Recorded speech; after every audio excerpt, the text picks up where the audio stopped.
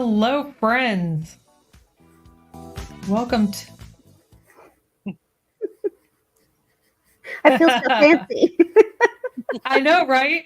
We had Thank you, intro Captain music. Terp, for buying us the license rights to the song. Thank you, Love. sir. I'm not good at these. My fingers don't bend like that.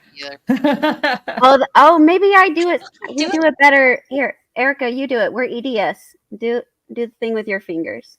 Maybe we do hearts better because we have EDS. You do this one. I can't do it. We'll do it later. Okay. We have business. We have business. Sorry. We have the ladies' room's We're open. a show. We're a show. Oh, goodness. Welcome to the ladies' room. And I'm Allison, the mighty librarian. I'm Vix. I'm just kind of here. Sorry for my bruised face. I lost a fight with a chair last week. I don't want to talk about it. I'll take the chair out with the hatchet when I feel better, but for now it's still functional and I don't know how to feel about it. It's fine. I'm Vagabondia, or Leah. I'm Farmley, otherwise known as Erica, and this is episode 9. 9 whole episodes. 9 whole episodes. 9.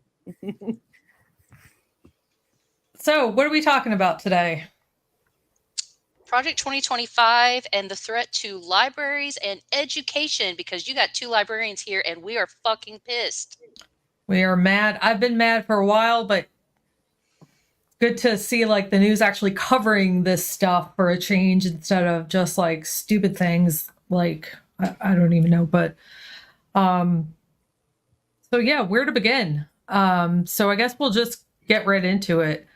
So in Texas, there are 3 librarians that have been living in like stress, fear, whatever you want to, negative emotion you want to call it. And they, here I'm pulling up the article so you can all see. But they've been living for 2 years as this one jerk of a cop has, can we all, okay, there we go. So, so for 2 years in Granbury, Texas, this group of librarians in a school district have been living in fear of being arrested on felony charges because of the Texas statute. Now, I probably should have looked this up, but the Texas statute calls for librarians or teachers to be face several $1,000s in fines and a year in prison of felony criminal charges if they are convicted of distributing, what's the charge? Distributing inappropriate materials to a minor, basically accusing them of giving, showing kids pornography. That's along the lines. So I just wanted to play a short, this is a 5-minute video. Oh, wait, it didn't go, never mind. But anyway, the guy who, the police officer who, I think it's an abuse of power because honestly, he's been like harassing these poor librarians, documenting with his body cam, talking to the superintendent. The superintendent is looking at him like he's effing nuts. Like, you're seriously going after librarians? And like, you would think that it would be some of the LGBTQ books that like they've all been freaking out about. It's like the worst one was, in his words, not mine, the Bluest Eye by Toni Morrison, which depicts SA and can't think of the other one. It was another one that talks about SA. Really, it boggles my mind. But anyway, so the DA has officially declined not to press charges against these women. One librarian quit her job. I can't say I blame her. And the superintendent was very upset because she was a really good librarian. And this is what we've come to. Yeah. Zen in the Heights says it was a book about the Civil War. There were several of them, but I was going the most well-known ones. Yeah, but Or, yeah. the absolutely true story of Part-time Indian. part-time Indian. Thank you. Lexi. That one offended him as well. And now all of a sudden he's not right. He doesn't want to talk about it anymore because NBC in Texas tried to get him for comment, and all of a sudden they weren't there. And apparently who also brought the criminal lawsuit was a bunch of moms who homeschool their kids, which don't understand if you're homeschooling your kids why you care what's in a public school library, just saying. But so what are y'all thoughts? Well, I mean, obviously it's no accident that the books that they are going after, one of them is written by an African American woman, the other is written by a Native American man, of the two titles that we specifically mentioned. And what we're seeing from the latest data from PEN America and ALA regarding the book challenges is they are overwhelmingly about LGBTQ characters or by LGBTQ people or by BIPOC people. So it's marginalized communities that they're going after and their experiences that are being targeted.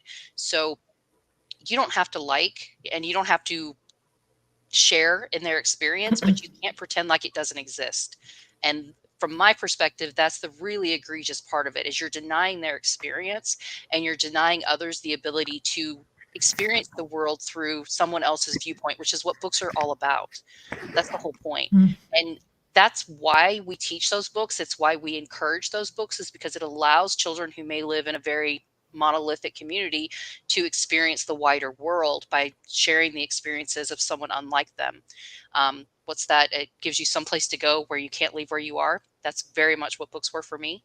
And they're denying them that. So when they get out into the real world, they're going to be faced with a lot of situations and experiences that they cannot relate to and they've never been exposed to. And it's going to put those children at a detriment.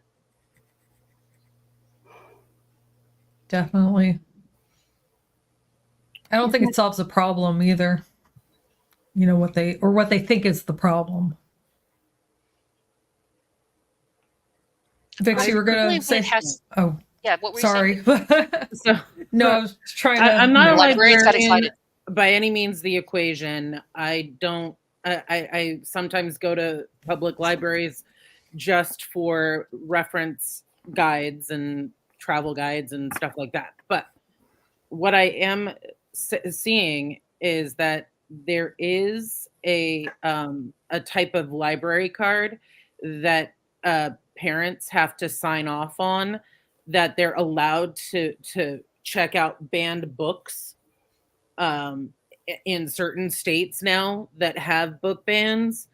And yeah, I mean, if you seriously, if you want to ban a book, read it first before you ban it. Half of these people are not reading these materials. There's websites. Hardly anybody is. I mean, there's websites to help these people. Before you effing ban a book, read it first. I mean, there are a group like No Left Turn who will tell you where the pages are for the bad, I put in air quotes, for the bad content. Like, there's entire databases of this. Like, in Utah has especially crafty one. And because, like, in Florida, there's a video in the channel about one guy in Florida. He tried to ban so many books that they changed state law because of him. He put in to ban 600 and some odd books. And he doesn't even have kids in the system. Right. I honestly, I don't have kids and I don't plan on having them. However, I do have nephews and a godson that are growing up in these school systems, and I want them to be able to read whatever they want without any regard of like, oh, we have to review this book first before you read it because there might be something bad. And, you know, a jock abroad in the chat says something very, very, common is that, what about banning the Bible? Because it has violence, it Say, has Incest. it has serious, like, fornication issues and rape. Like, oops, I'm not supposed to say that word, sorry, the R word. And it just has a lot of salacious things, you know. I'm a practicing Methodist, but I keep my religion and my government very separate. There is a reason for separation of church and state, and this is just overstepping the bounds of you know, getting government involved in David Yeah. makes things a that good we point, should never get involved in. Yeah. David Anyway. makes a good point that, and this relates to what Allison was saying. So there's these websites that tell you about, there's just a list of hundreds of books. And what they're doing is they're Oh, walking into that's something. libraries with this list of 200 books or so forth and saying, we are challenging all these books, but they don't even look to see if that library actually has them. So they're showing up, cussing and screaming, freaking out, threatening people, quoting from books that do not even exist in that library. So thank you for wasting our time. Thank you for being an idiot. Could you have at least done your homework? And they're also, and this is part of what you mentioned, they have not read the book. And so they're taking like this little snippet out of context. So for example, this happened in my high school. Thankfully, it was not a class I was in, but they were reading I Know Where the Caged Bird Sings by Maya Angelou, who I'm a huge fan of. I was not in that class, but one of the kids threw a fit. There is a scene where she is essayed when she's very young, but it's written from the perspective of a 6-year-old. So it's not graphic language. And my mom heard about it and bought the book, which we never bought books. And we always borrowed them from the library to report shit. She brings me the book. We both read it. We talk about it. She's standing there paying the electric bill or something at some local store. And these guys are talking about it. And my mother's like, did you read it? And they're like, no. She's like, well, I did. Let me tell you about it. That's why I love my mom. And she's like, it's written from the perspective of a 6-year-old. So what are you upset about? That this happened to a 6-year-old, or that your 15-year-old may find out that these things do happen and they need to know it's okay to tell someone?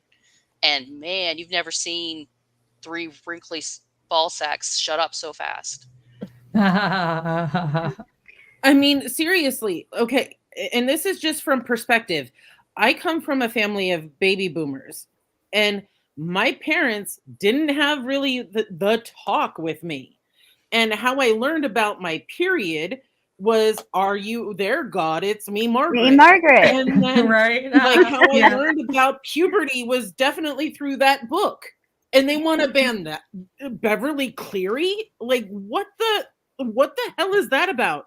Like, I I've loved already her. felt awkward enough, like, having these things change on my body. I mean, how can I interpret what the hell was going on when my parents never talked to me about that?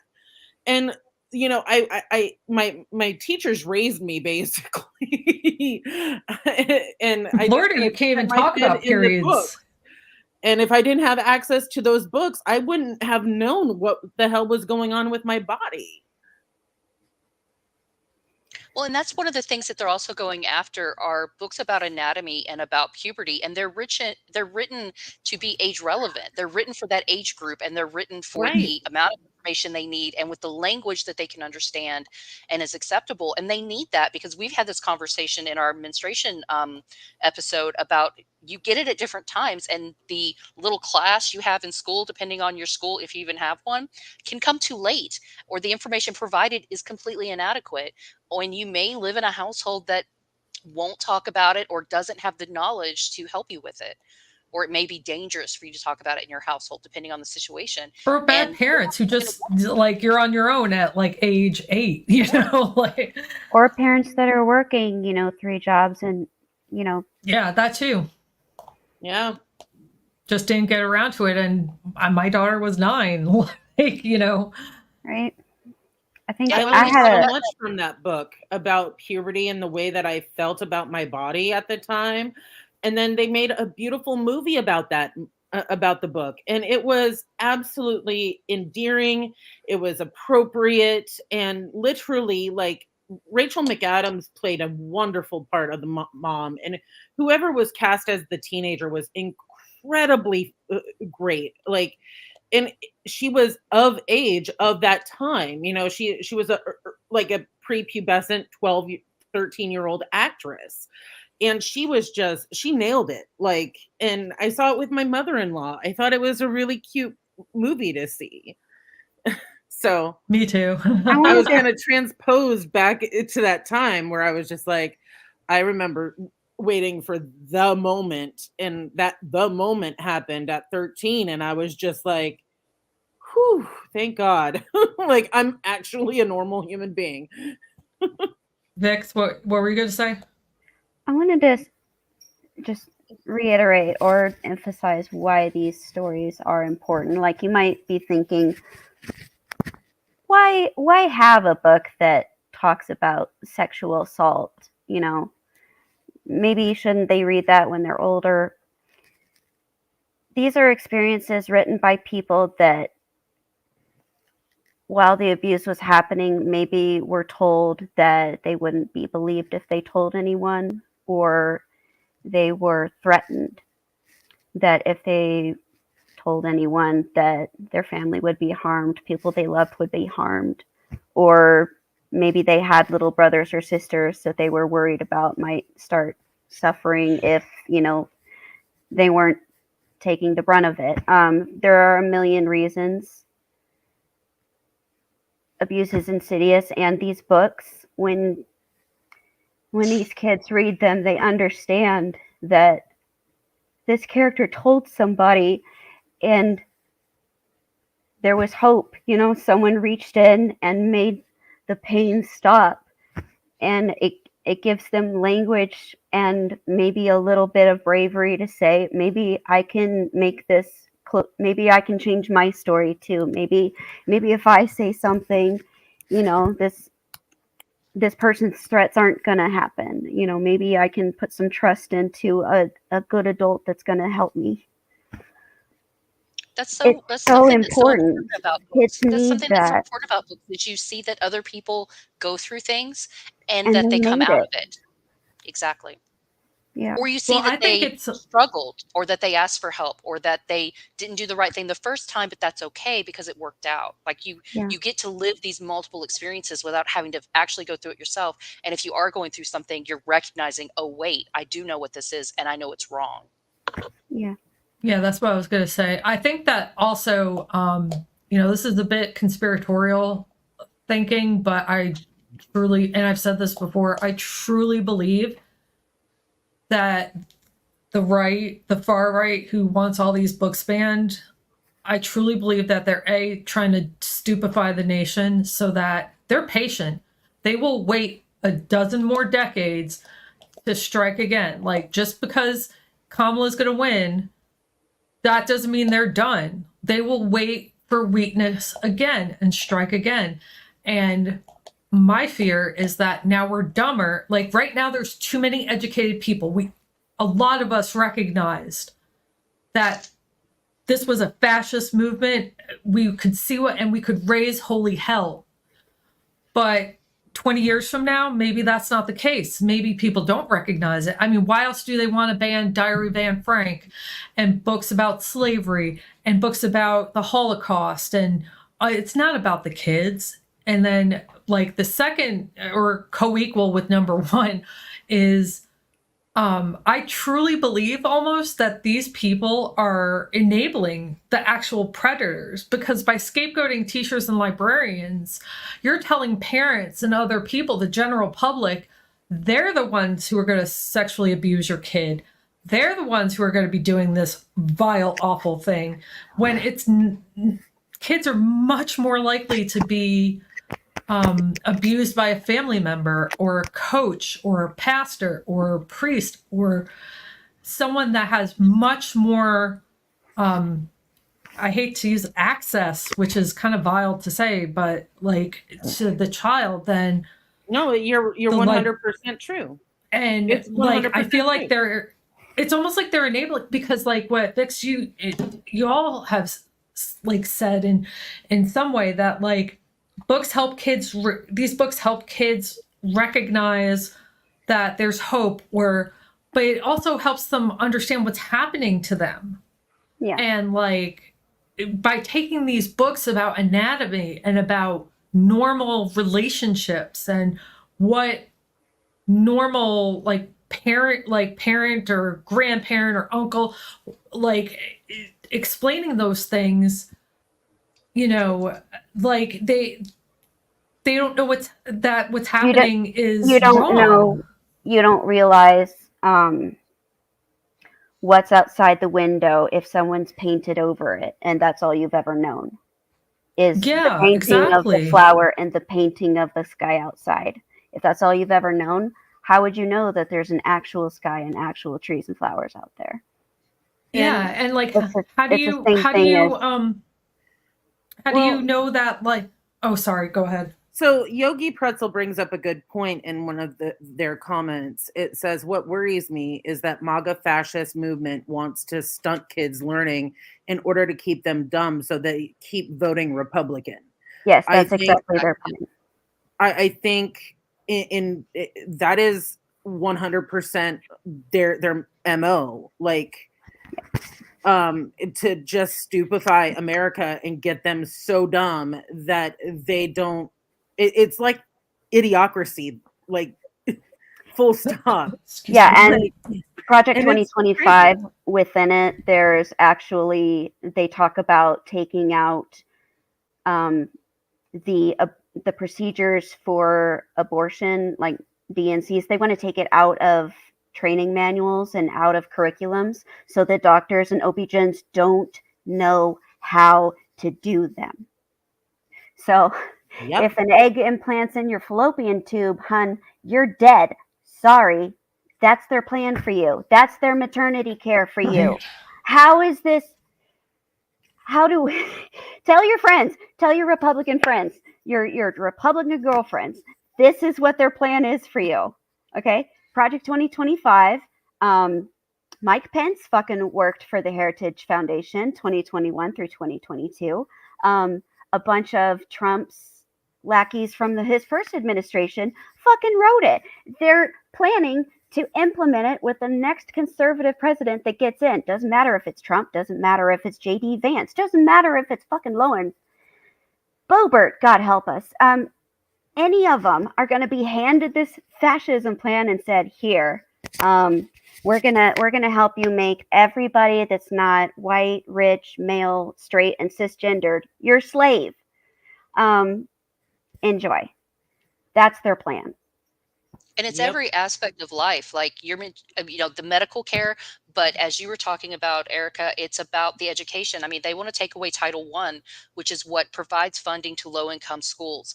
And in many states, a lot of the funding for schools is based on property taxes, which means the worst funded schools are the ones that have the most poverty and probably the least access to resources to begin with. And that's why Title I exists, is to supplement that. And so what you're saying is, if you grew up poor, well, guess what?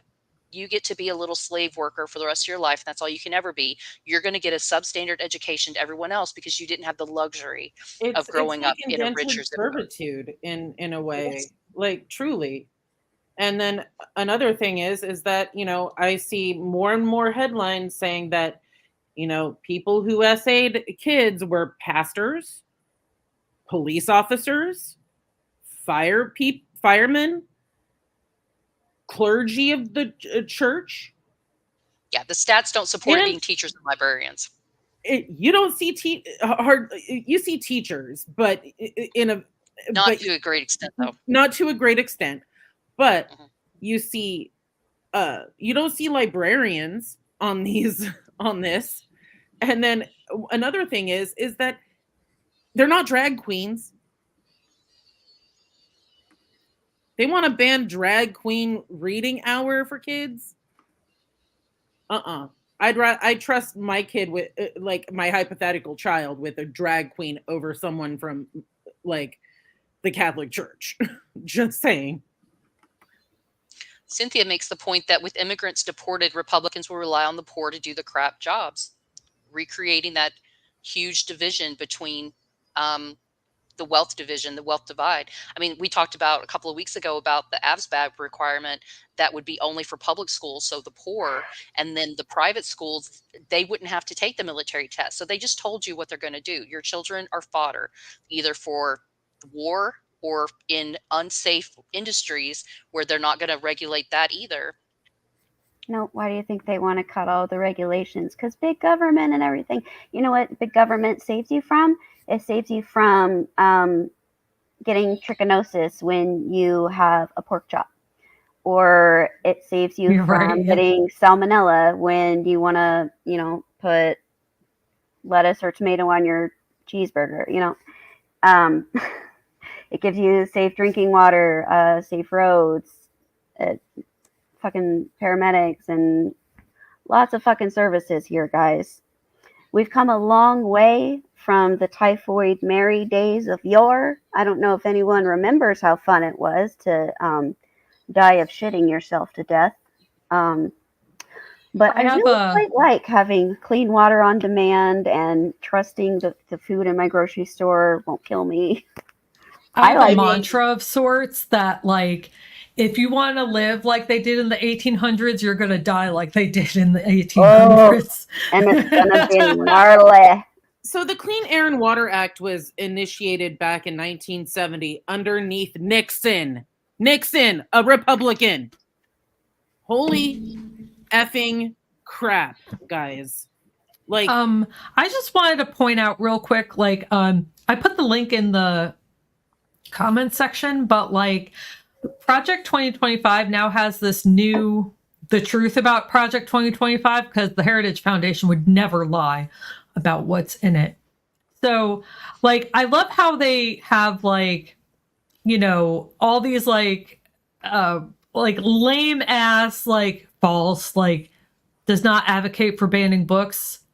Well, yeah, you do. Okay. Notice it specifically says about slavery, but it does advocate for calling things pornography, and they don't define that, of course. And as Allison and I are painfully aware of, it's always ill-defined when in these laws of what constitutes pornography.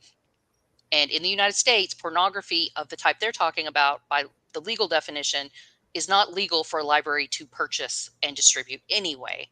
But they're defining anything as pornography that is about LGBTQ identity or experience or anything that makes them feel uncomfortable. And that's not the true definition at all. They're misusing the term entirely. And by calling us pedophiles and groomers, that's completely unrealistic. We don't have access to that material, nor are we going to share them with everyone. And the bigger point, and we talk about this in libraries all the time, is we're not acting in lieu of a parent. I don't want to parent your child. That's not my job. It's your job. So if you want to control what your child reads, you need to bring your happy ass into the library with your child and help them choose appropriate materials. And you need to have conversations with them about what you find to be an appropriate material. And if they take out something that you think is inappropriate, that's a conversation between the two of you. But it is not my job, and it's not my duty, and it's not my right to tell your child what's appropriate for them. I don't know them the way you do.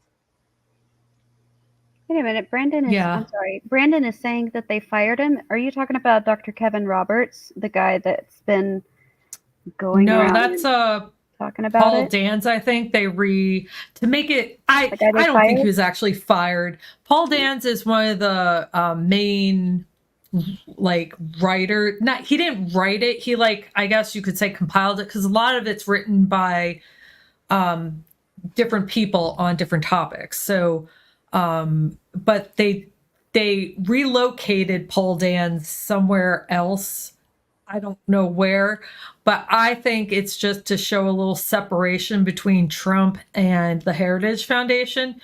But, like, if you no, it wasn't written for Trump, but it mentions his name 312 times. I showed y'all, like, when you do Control F and put in Trump, 312 times his name will appear in the book. So it's, they like his policies. And then if you compare Agenda 47, which is Trump's planned policy agenda, and compare it with Project 2025, they're unusually linked together. So, I mean, not linked, I mean, like, they're very similar.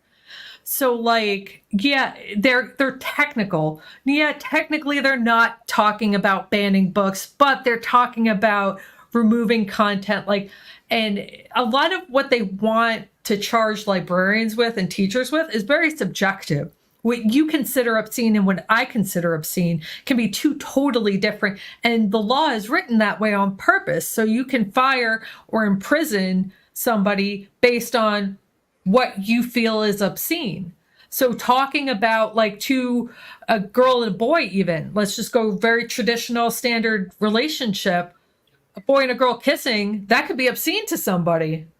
But to me, that's far from anything close to like being even obscene, nevertheless pornographic. So they do this on purpose to be vague and technically like, no, it's not banning books on slavery.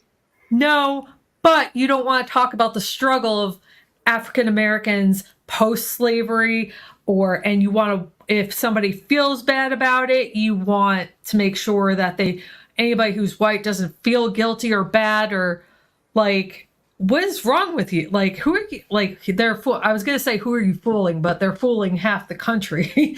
Like, which is just, the absurdity is just. Well, God. it's the same kind of principle that they, the same thing with in Project 2025, they would bring back Schedule F where they can fire anybody based on anything. So they can fire you because you have the wrong ideology. I'm sorry, you voted for, Kamala Harris for president. You're fired from your job now. I'm sorry, you had a riding with Biden sign outside in your front yard. Even though that's your personal life, we're going to fire you for that because Schedule F means fuck you in Trump's Project 2025 dystopian fucking nightmare. But it's the same thing. It's whatever they say goes. And as soon as you cross them, you're out. They'll find something because everything's so vague that they can mold it to fit you. If you hurt their feelings, guess what? You have the wrong ideology and you're fired now. If you look at their woman wrong, you're fired now. They can use it for anything. I mean, it's going to get real stupid. I would love to use malicious compliance to go after them and be like, well, I find it obscene that you are negating other people's basic civil liberties and human rights. And therefore, I believe you shouldn't have a job or you should be in jail or, whatever. Like, we're talking about basic human rights. The right to education, the right to safety, the right to safe food and safe water, the right to safe workplaces, the right to live your life. I mean, you're not hurt. It's ridiculous. It's so ridiculous. One of the things I want to talk about this in libraries and in education, primarily librarians and teachers are largely a female dominated field. Both of them are. We won't get into Dewey and why that is, but they are. And part of it has to do with working with children and the caregiver concept and whatever. But it's no mistake that they're going after careers that are female dominated. And they are deprofessionalizing them. Schools, libraries are increasingly trying to take away the requirements that require librarians to have a master's degree. They say that you don't need to have an education to do this work. But the reason they're saying that is because one of the fundamentals that you learn in library school is intellectual freedom and the right to access information and the right to and the ability to vet your sources and to find primary documentations and all that kind of stuff. We're a danger to them because us four women right here, we have the ability to prove that they're lying and they can't handle that. And we have the ability to show the fallacies in their arguments and they can't handle that. And we can respond and argue back concisely and constructively. And that's a threat to them. And they can't handle that. That's what they hate about Kamala is that she's smart and she's educated and she has the ability to do all those things. And so they've got to hold us down however they can. The other thing we're seeing in libraries right now, I was talking to you ladies about this earlier, is it's always been a female dominated field, but we've been for a long time trying to pull in more diverse voices because we know it's so important. And there have been a number of LGBTQ and particularly trans librarians that have been physically, verbally, and additionally attacked in various ways. I was on a call the other day with a person that was talking about their experience, and they prefer they them pronouns, and people wrote editorials saying, I will not use they them from now on, you are it. You're dehumanizing another individual just to be an asshole. There's no reason for that. This person did nothing to you. They did not hurt you. I always want to say, where did the bad man touch you? Like, what hurt you so bad that you're attacking another person who's just doing their job? This person Yeah. is so kind, so generous, so sweet. Thank goodness they remained in the profession, because we need them desperately. But I could totally understand. I understand why there's a mass exodus from teachers and librarians. We don't get paid shit. Our education costs a ton of money. We spend so much of our own money to buy the supplies to be able to do our basic jobs, and we get treated like crap constantly. No wonder they're running from the field. So I was reading an article from the San Diego Voice I'll put it newsletter. up. And it says Project 2025, a dire threat to America's educational and social fabric. And then it goes on for a couple paragraphs, but then this one actually really kind of stuck to me. It says the CAP recent findings, the Center for American Progress, that's CAP, highlight that Project 2025 aims to eliminate funding for low-income schools, jeopardizing over 180,000 teaching positions, 180,000 lives that are literally going to be upended because idiot Republicans want to be fascists and take over the Department of Education. Yeah, it eliminates Title I, like we were talking before. And it's like, holy crap. And then it brings up like an important fact is teacher turnover rates in high poverty schools are 10% higher than in schools with lower poverty levels. We need to funnel more money into low income schools so we can actually retain teachers, and possibly they can live in the community that they teach. Yeah, that would be nice. Be able to, go out and about and go to the grocery store, Hey, Mr. Smith, how's it going? Hey, Miss Beasley, how's it going? Right. Teachers FYI, like that stuff. to the audience, I have the links in the description, but I've been putting them in the comments as we go along. But if you missed it or don't feel like scrolling, they're in the description. And I cited San Diego because that's my former hometown before I moved to Los Angeles. So I'm kind of particular to my peeps down in San Diego. They're really good at what they do. Oh, it's all good. One of the really important things that they fail to realize about schools and libraries is that for many children, many people, that is their only safe place. They live in an abusive home, or they don't have adequate care at home. That may be the only place they get a warm meal. It may be the only place where they can get out of the cold or the heat. It may be the only place where they are safe and it's not a violent environment around them. I have a very, very good friend that grew up in a terribly abusive childhood, and thank goodness there was a public library across the street, and that librarian took her in, gave her little jobs to do, shared her dinner with her nightly. I mean, she saved this girl's life. And I know that librarian, and I did not know that the two were connected until later. And it's just, we do so much more than drag story time. In fact, very few of us do drag story time. What we really do is the person that comes in and says, my car won't work and I can't afford to fix it. Can you help me? And we hook them up with a YouTube video or a car guide that tells them the clunk clunk could be this, and this may be a way to fix it. Or I'm worried about losing my job and I need to they're telling me I need to get better with computers. And so we hook them up with a program on a computer to get them more comfortable with the skill they need, or applying for a job, or applying for housing, or applying for food stamps. We're doing social work more than we're doing librarianship.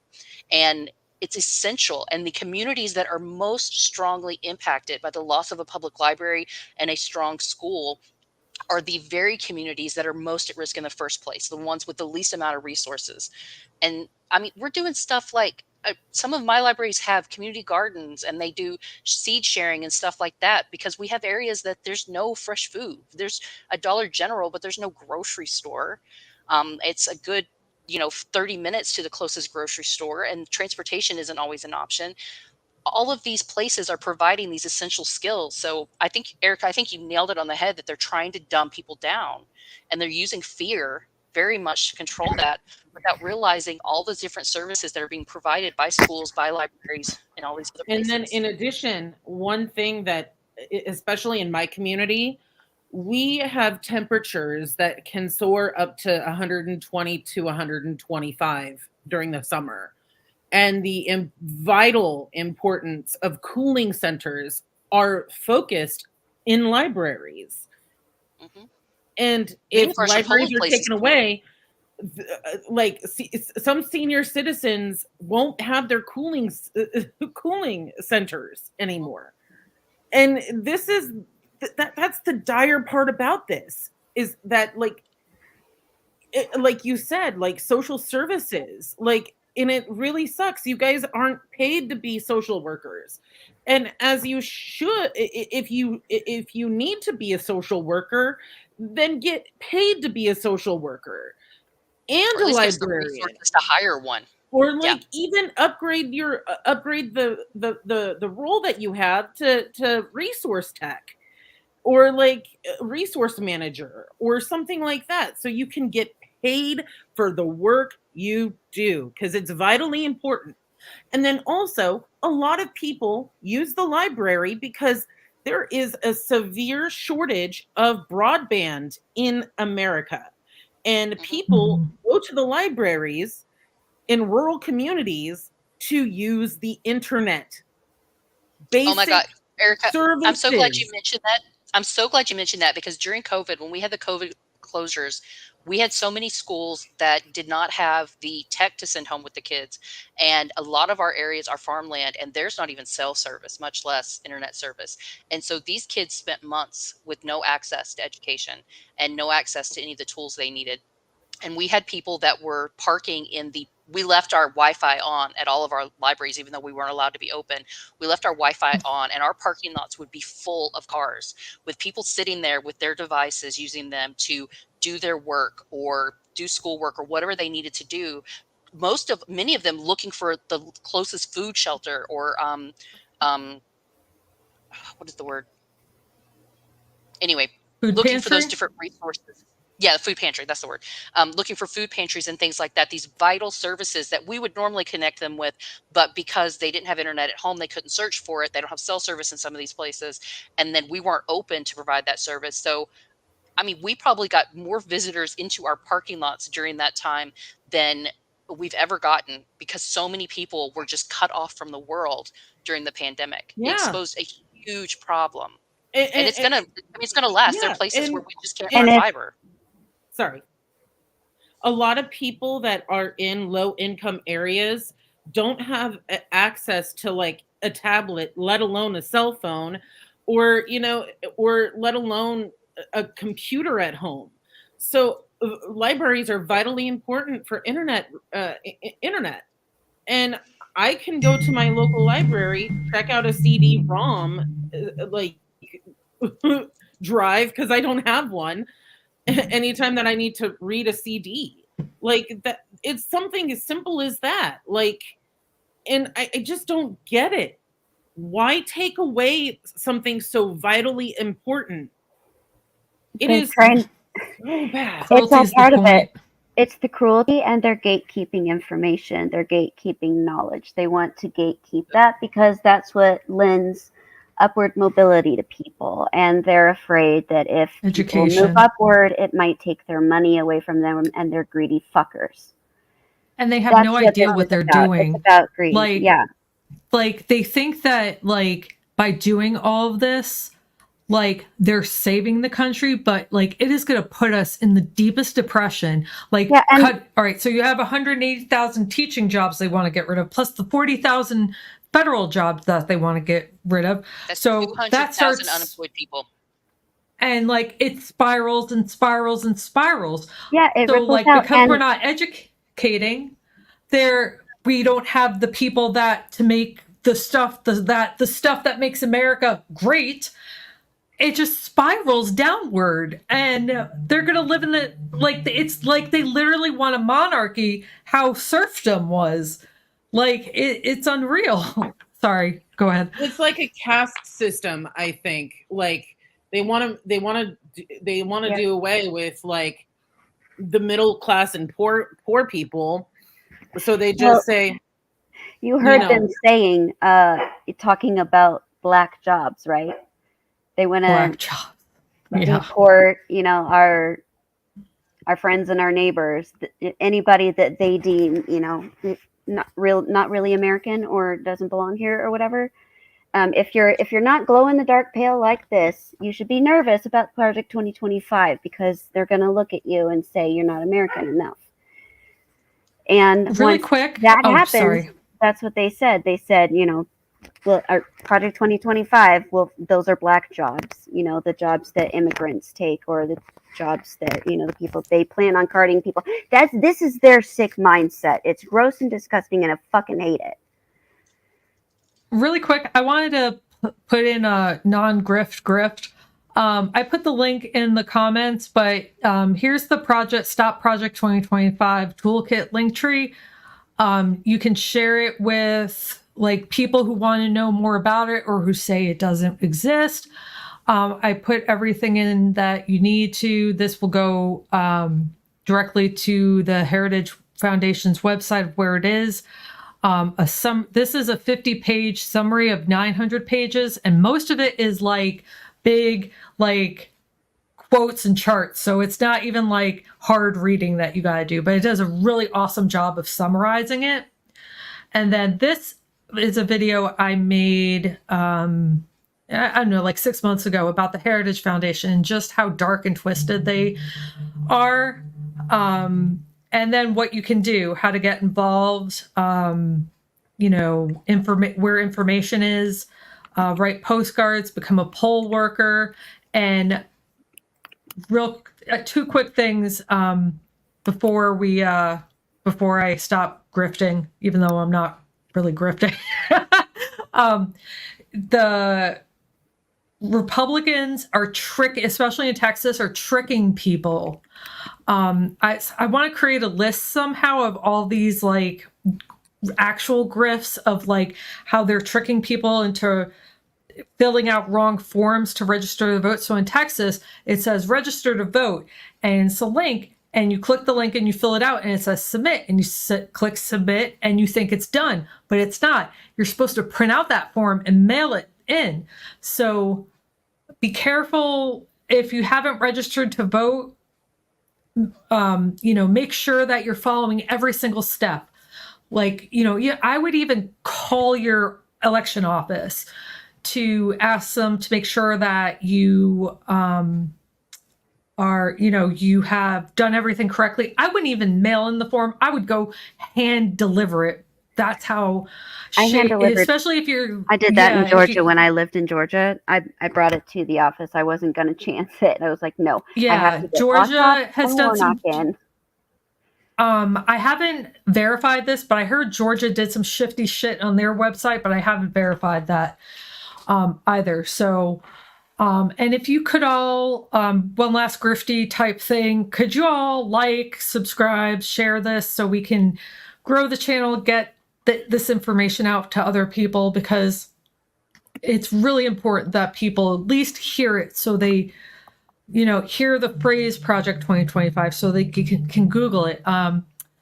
Rick Wilson has the Lincoln Project, but he also has another channel which is more podcasty type content, and he has a line of merch that is just brilliant, and it's just Google Project 2025, the perfect message that like is so simple, but it's probably very effective. So, just tell anybody who will listen, even people who won't listen. I was at TJ Maxx the other day, and I don't like talking to people. I don't, but I was just like, have you heard about Project 2025? And the cash register lady has. So it I'm not saying us, I mean us as a coalition of people. It's working. It's working. Little by little, people are hearing it to amass to a whole coalition of people learning about all this shifty, awful, cruel things that they want to bring to this country. So, okay, I'm done with the grifty type stuff. FYI, the secretaries of state certify elections in every state.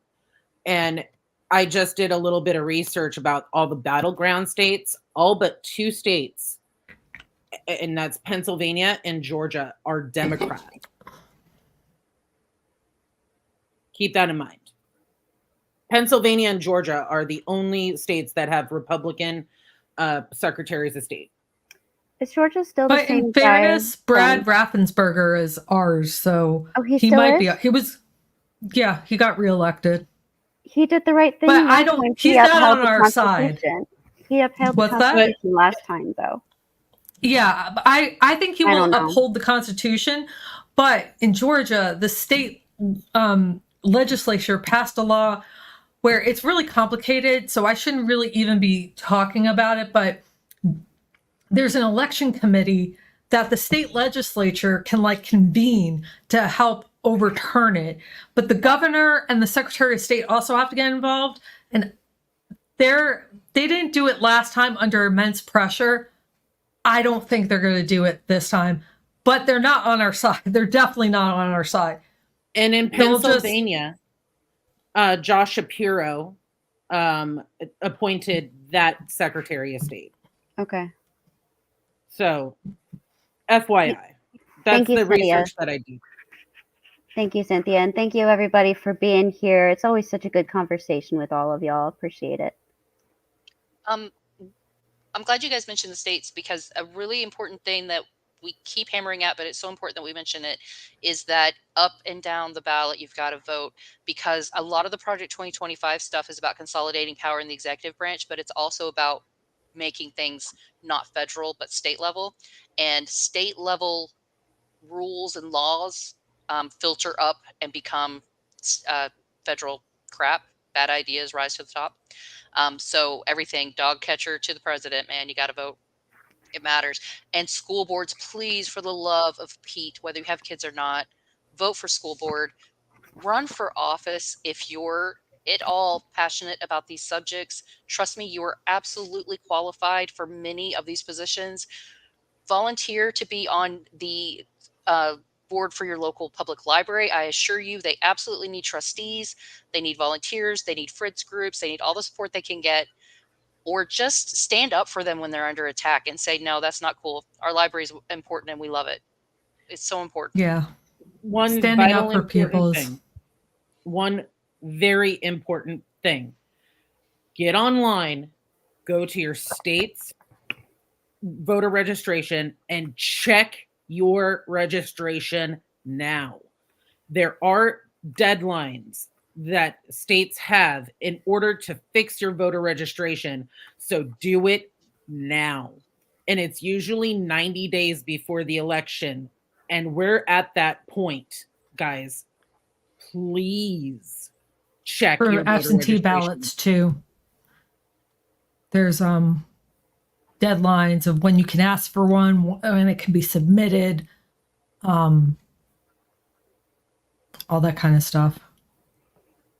And there's lots of ways you can be involved locally or state level. I mean, you can find based on the skills you have and the time you have to provide. Like, I hate talking on the phone. I am not phone banking. I am not knocking on doors. It is not happening. But I will write postcards until 4 o'clock in the morning every time, no problem. And I will post online. And we received a grant to do, but we're going to do it anyway. We're doing a voter registration drive. We have the county elections board coming out talking about how to volunteer to be a poll worker, because most states are desperately in need of poll workers. And there's a lots of ways you can help. And just the simple things like Allison was mentioning, when you come across someone and something about them suggests to you that they may be receptive, talk to them. To say, hey, are you aware of this? Or just, are you registered to vote? And if they say no, be like, well, you can go on to this website and register. Just remind them that it's important and help them if you can.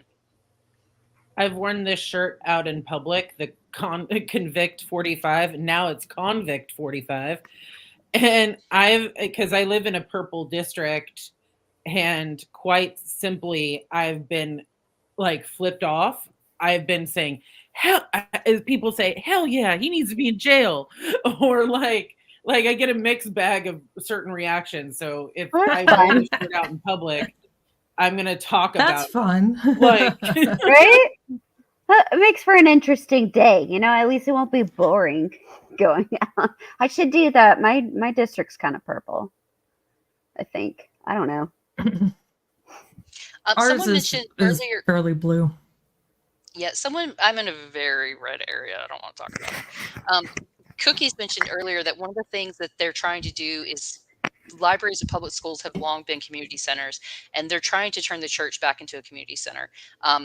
Listen, folks, it's not my fault that you ran people away from organized religion. I didn't do that. You did that. Yeah. And if that's really what you want to do, then live up to your values, feed the poor, clothe the unclothed, help the less fortunate, but you're not doing that. We're doing that for you because you're not doing it. So if you want to be a community center, by all means do it, but do the work. And don't stop those of us who are trying to do the work. That's huge. The other thing I was going to tell you guys was,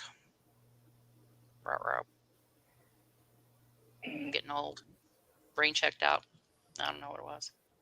Time comes for us all. It's all right.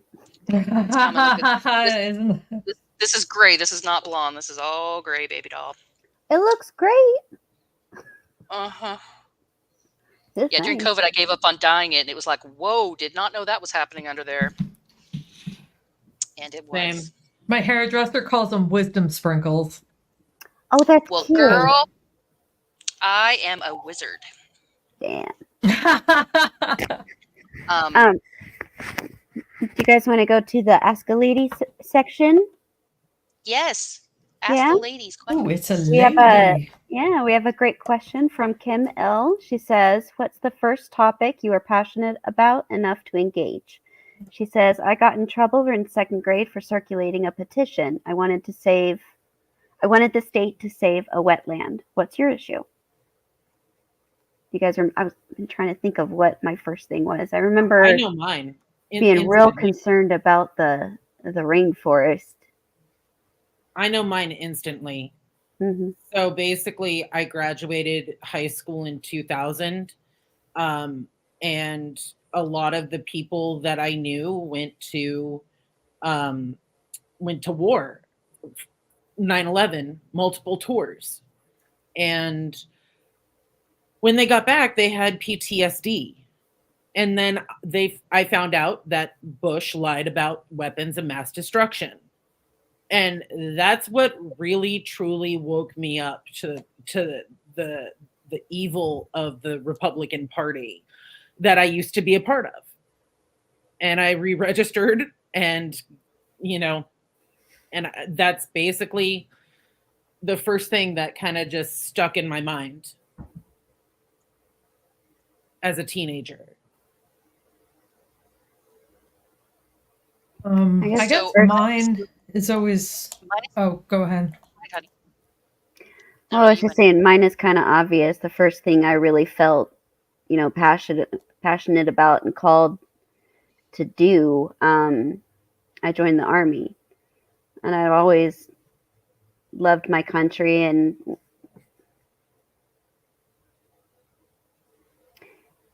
it felt like something that I needed to do, and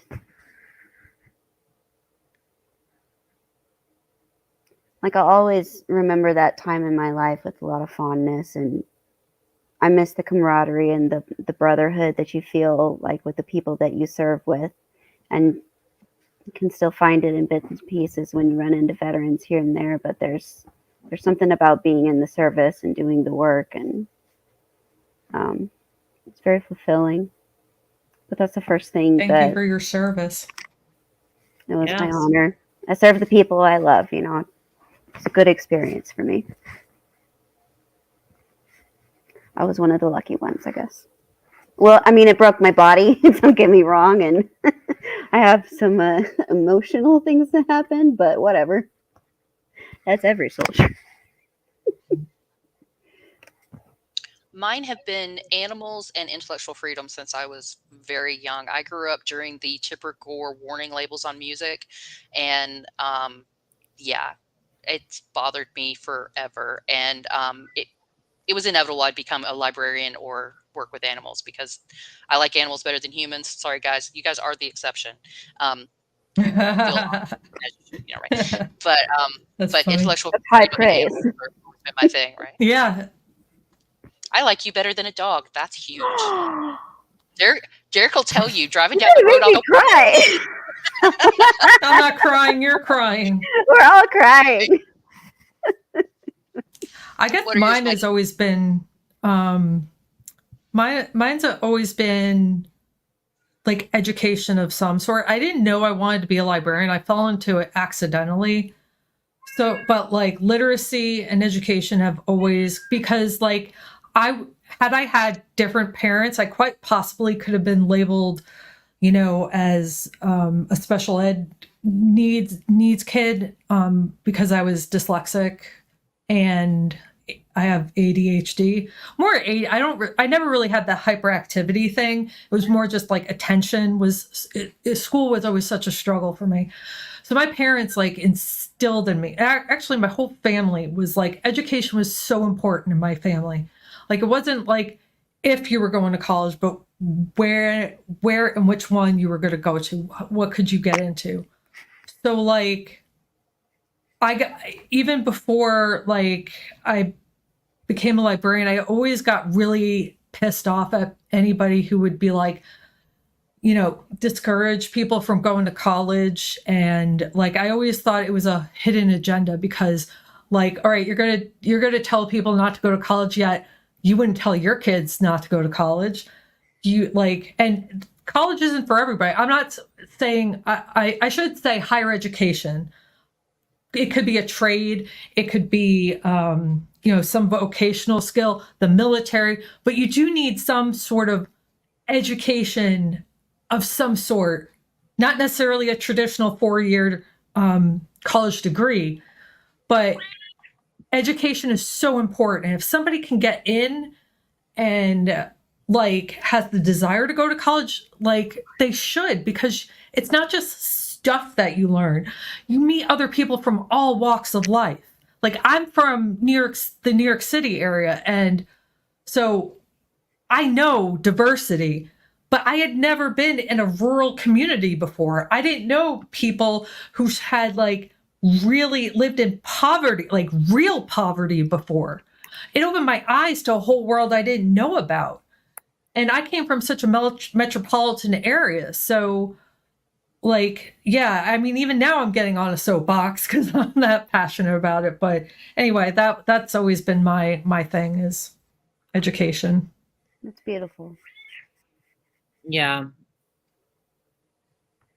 Someone mentioned in the chat that one of theirs was refusing to say the Pledge of Allegiance in school. I feel that deeply. I would stand, but my mouth was firmly shut. I just never understood. I respect the flag. I respect the country, but I don't personally understand why I'm pledging allegiance to a piece of cloth. I get the concept. It just doesn't resonate with me. And to me, anything that's forced is not real and genuine. So I was out. You know what's funny is like because I grew up in such a diverse area with a lot of immigrants, a lot of students who were there like for a year and they knew they were going to leave. Like not saying the Pledge of Allegiance wasn't weird to me because they would stand, but they wouldn't like say it. They would just stand out of respect, and that wasn't even required of them. They just kind of did it out of you know, but they weren't required to say it. They didn't say it. And so, like, somebody who didn't say the pledge, that was never weird to me until, like, fairly recently. And by recent, I mean, like, last 10 years type recent. But, like, I mean, to the rest of the world, it's kind of weird, too, that we have so much, like, it's like an idol, the flag, to a lot of our culture. So, Well, the one thing that I do know about how I was raised, like I'm a Navy brat, so like I learned the pledge really early, and I did recite it because I wanted to, because like I do believe in some sort of patriotism, and everybody has the right to say what they want to say, do what they want to do, and like the one thing that I'm kind of upset about is that Republicans like to they're bastardizing the flag. And especially here in my community, I see people put the big American flags on their truck, and they're letting it fall to the ground, which is against the US flag code. They're putting it on clothing, which is also against the US flag code. Like, there are very strict things. You'll never see me wear something that has an American flag on the shirt. You'll only see like an American flag pin over my left heart, over my where my heart is. And that's it. Like, that is as far as I'll go. But people that are doing the thin blue line flags in support of police and blue lives, you're bastardizing the flag. You're going against or Trump on it, like, Oh God, with his face like, on it. and like, I'm so glad, because like when I watched the Olympics and I saw like the Fab Five, not the Fab Five, but the women's gymnastics team, to hold up that flag, and like you see all different colors of individuals holding up that flag, being patriotic, and that's what it's supposed to be. yeah. And that's another thing that I grew won't up get topic, but nonetheless. I grew up kind of like that MAGA has co-opted patriotism, and that's absolutely true. And for people who are so about the flag, you think they'd learn the rules and honor them. There are a lot of rules. Yeah, I wanted to say something about the co-opting. Let's fucking take it back, right? I've been trying to take it back. Yeah, like in my own ways. Yeah, wear a red shirt if you want to. Wear a red hat if you want to. Chant USA if you want to. Fuck, we're in the Olympics and we're kicking ass. USA, baby. When Simone Biles, it's ours. It belongs to us, not the asshats that stormed the Capitol on January 6th. Not the asshats that want to make America the land of the free because of the brave. Those of us that stand up and say, no, the freedom and opportunity belongs to all of us. Sorry, not just a certain gender or a certain skin color or a certain, ability of your body to be able to do shit. No, the opportunity, safety, hope, all of that belongs to all of us here. And we're not going back. And what Tony says, the right to like he says, freedom to oppress the rights, not liberty. The freedom to oppress other people's liberty is not liberty, you shit-eating morons. And we got to take it back. And I feel like we have the momentum. I really do. Like, ever since Kamala hit the ground running, and I've seen her speak live in person in 2017, she's just such a great human being for this moment. And it's just, we need a change of guard. I'm tired of the old white men. Yeah. I'm seriously, like, I'm tired of old. I think the energies that she's generated with the young and with diverse people and everything else who have just left politics, because it's been 250 years of old white dudes. So it's about damn time. Uh-oh, there's a grin. I had a thought. What do you think America would look like today if the founding fathers had listened to their daughters, their wives, their sisters, their mothers, Oh, who without a doubt were yanking on their shirts going, are you sure you don't want to add men and women in there? Or are you sure you want to make it so that just landowners can vote? Are you sure you don't want to expand that to more people? Like, can you imagine if they had let women influence or be a part of the process of setting up this government? Like, what it would look like today? It would be there's a a TV utopia. show on Apple TV, For All Mankind, and the basic premise is that Russians beat us to the moon, and so it's a different timeline of we didn't make it to the moon first, and like in that timeline, like women go to space much quicker than who was the first? Sally Ride was the first female in space, I think. So like it like because we were beat in that area, it caused a better chain reaction of events to happen. And that I don't remember, I stopped watching it because it didn't really excite me. But the premise was a cool premise. So that kind of reminds me of the premise. What if this had happened? My answer to Vix's question would be it would be a very less patriarchal society. I think it's about damn time that women run this shit. We wouldn't have laws over women's bodies without laws over men's bodies, or there wouldn't be laws over bodies at all. There would just be, I mean, they want to ban birth control, but not Viagra. I'm like, you dicks. Literally. How about we just how about keep the dicks soft 2024? Yeah, it's God's will.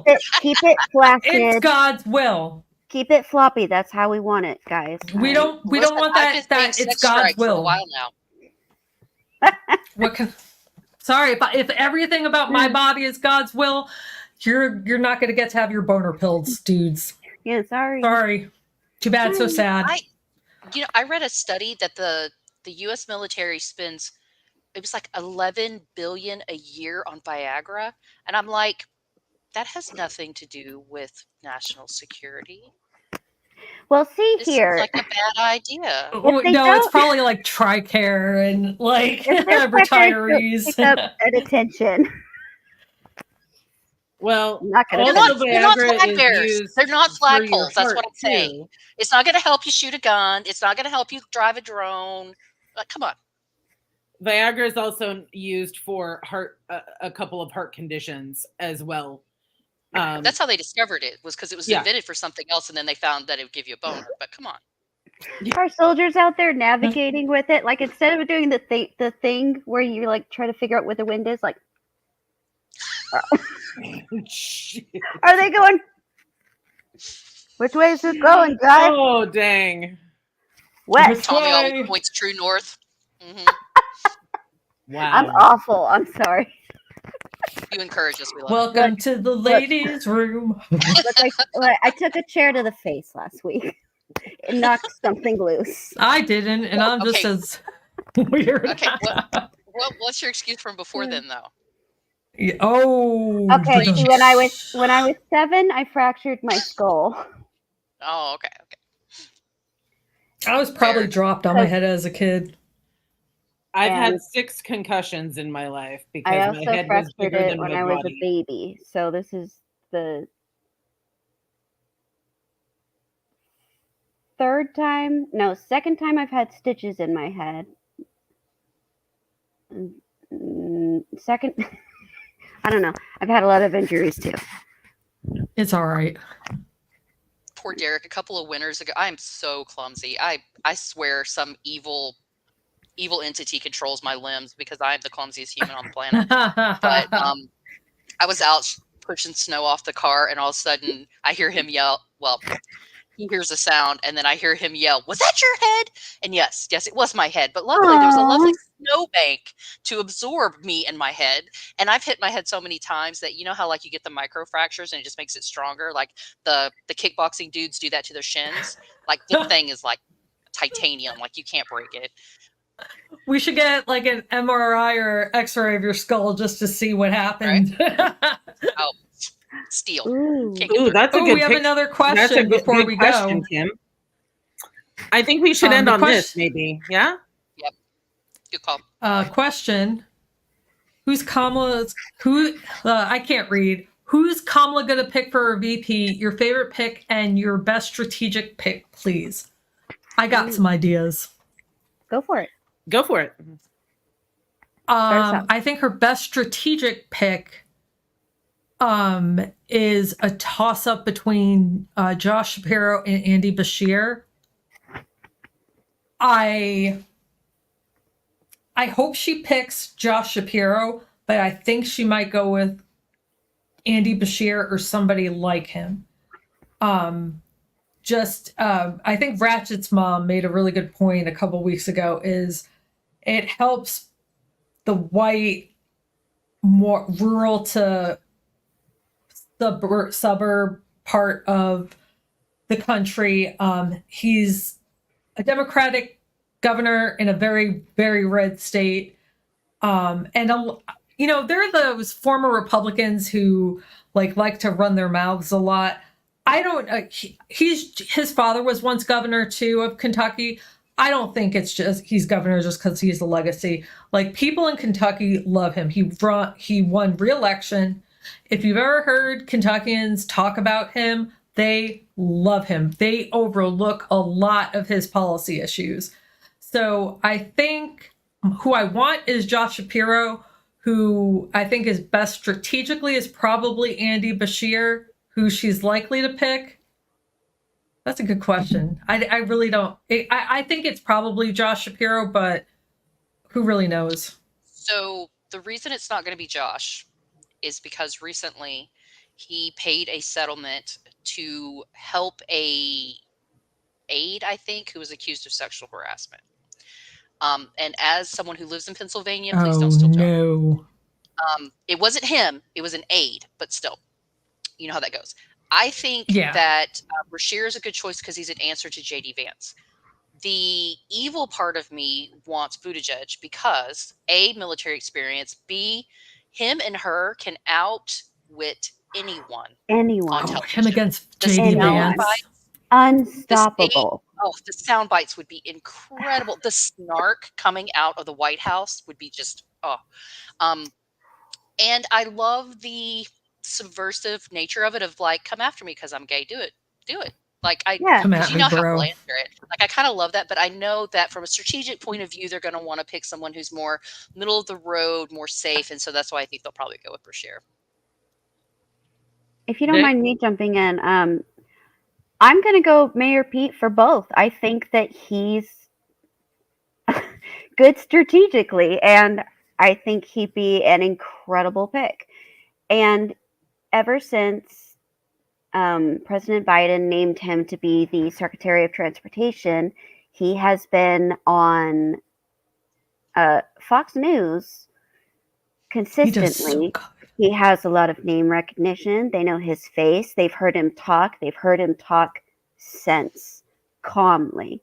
And they've heard him again and again and again call these people out and just come at them with the facts and with the progress and saying, see for yourselves. This is what we said we would do. This is what we're doing. And this is how it's helping people. If you like that, please vote for us. We're here to work for you. We're your employees. And he's been doing a great job. And I feel like because he has that kind of visibility specifically, he'd be a really smart, strategic choice. And also because of his military background and, just everything he's been able to do as the Secretary of Transportation. Look how he helped in Pennsylvania when, I-95 got all jacked up, messed up. It took, 11 days to get it back up and I amazing, can't believe that. right? Can you believe Fixed it? so fast. And I thought that was going to be like months. Yeah, months. And the Port of Baltimore, the same way. They were able, they had to wait for recovery, but of the victims that were lost that day. But it's back up and it's operational. There's still things that are being fixed, but and we didn't suffer economically as a country because of it. And we very well could have. Baltimore is a huge port city, huge. Yeah. I think he'd be great strategically, and I know that a lot of people will voice well, he's gay, and I don't know if America's going to vote for that. And it's people on our side, that the pro-democracy side that I've heard that from. And let me just say it right now: we need to stop saying that. America is on the side of love and acceptance. We overwhelmingly, both on the Democratic side and the Republican side and independents, support gay marriage, and the community as a whole, live and let live kind of a thing. And I feel like we need to just trust America that we're there, we're ready, we accept, and we mean it when we say that, we accept and we love people. Right. It doesn't matter who they are. The only two things they can say about Pete is that he's gay, which is a non-issue, and that he's never won a state election. And I'm sorry, but I think Derek disagrees with me, and I know Tony disagrees with me, and that's okay. But I think maybe we need to let go of that being the path that you have to take to become vice president. Maybe this is a whole new world and a whole new time, and we need to accept that there's other paths. Yeah, and being the Department of Transportation head, like he's had, you know what I mean? 4 years. Yeah. He's had experience in all 50 states, managing projects in all 50 states. Exactly. Much like you're going to be doing as a president. And that is vital, indispensable experience to have. Not only as VP, but, heaven forbid something should happen and he does need to step up. I mean, that's a great thing to have. And he'd be a great VP pick because of that. My three, just out of just looking, definitely Mayor Pete is on my radar. I think he would be a very smart intellectual choice. I think because what you just mentioned, the whole 50 states, he's been to every single state, and they know what the heck is going on with infrastructure projects, because it says paid for by the Biden infrastructure program on their on the thing on the project side. And then there's also Mark Kelly that I find very attractive, because not only does he have recognition with Gabby Giffords, who was shot while doing congressional work, but he also is an astronaut, incredibly knowledgeable about just a lot of good infrastructure programs. He knows a lot about defense. And then there's also Walls from Minnesota. And when I was on the White Dudes for Kamala call with my husband, he spoke with such conviction, and it was incredible to see him just take it to the mat with these Republicans. And he was passionate as hell, and he's just like the dude that you want to have a beer with.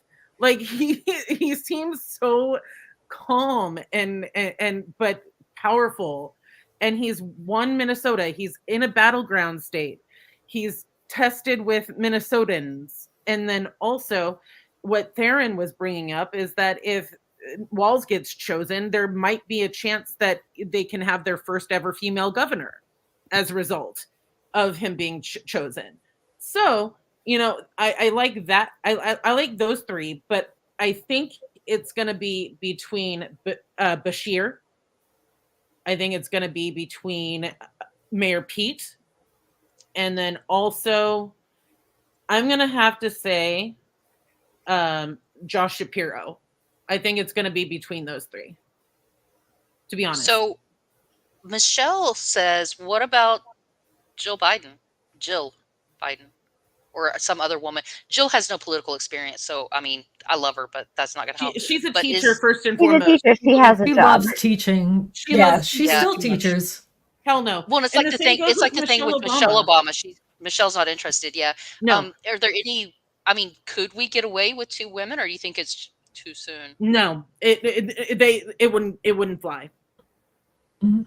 From my political background, I know that there We're not will ready yet. be a lot of hostility toward 2 women. But if there's like a moderate white guy, or someone behind there, at least she has a guy with, that, unfortunately, that's the way it is. I know, like, Joe, I know. Joe Biden was that to Barack eye rolls Obama. that people You know, get. like he was the old Yeah. white guy to Barack. You know, I mean, Joe Biden obviously had a lot of experience to be his vice president, but I mean, it's a strategy, and it does help. And it's not going to be Whitmer, because Whitmer said no. She said no already. And it's not going to be Roy Cooper from North Carolina either, because he stepped out. withdrew his name from the vetting process. It's not going to be Whitmer at all. Do you think Whitmer might run in the future, though? Oh Yeah. yeah, like if it. That'd So be interesting. I think Kamala is going to stomp the ground and break the glass, but like there's going to be more and more women. I think a lot of the cabinet members that she chooses once elected will be women and people of color. They're going to look like America, like Joe Biden's That's one thing I cabinet have to does. say about Yeah, Joe Biden's is pretty I love- representative. I love And seeing a Joe Biden, kaleidoscope. mwah, like he did a wonderful job choosing his cabinet. He did. They were minus the great DOJ. people. I have my reservations about Merrick Garland, but aside from that, I think Mayor Pete would be an incredible choice, because he's my age. He's 42. He was born in 1982. He is an elder millennial. He's a Rhodes Scholar. He's just so damn smart. He's a And veteran. we need that in America. We need to not make people dumb again. Don't That make should be our people slogan. dumb. Y'all. William says that he thinks it's going to be Shapiro because they're announcing it in Pennsylvania on Tuesday. That doesn't necessarily mean that, though. I know. It That's doesn't fine. matter. In the long run, we have such a deep bench of talent on our side. And Really, there really is upcoming. we're spoiled for choice. I'm excited. Whoever she picks, I know she's going to pick someone that could do either job, if need be. And I'm just really excited to see what her administration is going to look like when we win in November. I think is that about it? Should we go ahead and that wrap is for the about evening? it. Okay. Well, I was gonna launch into the goodbye spiel, but I was like, oh no, wait. oh yeah, Maybe no, you go should for it. Say communicate that goodbye. All right. Thank It's you that everybody time. Thank you everybody for coming to the show. We always appreciate you being here and talking to us. Yeah, thank you for your comment, questions. subscribe. Yep. Share Like it. the show if you like the show. Talk to people about Project 2025. Check your registration, especially if you're in a red state. They like to purge the polls. And take care. We will see you same time next Thursday. Okay, And bye they're going to guys. start Good doing night. a Women Wednesdays for Harris calls. Yes. Women Wednesday. Okay, bye guys.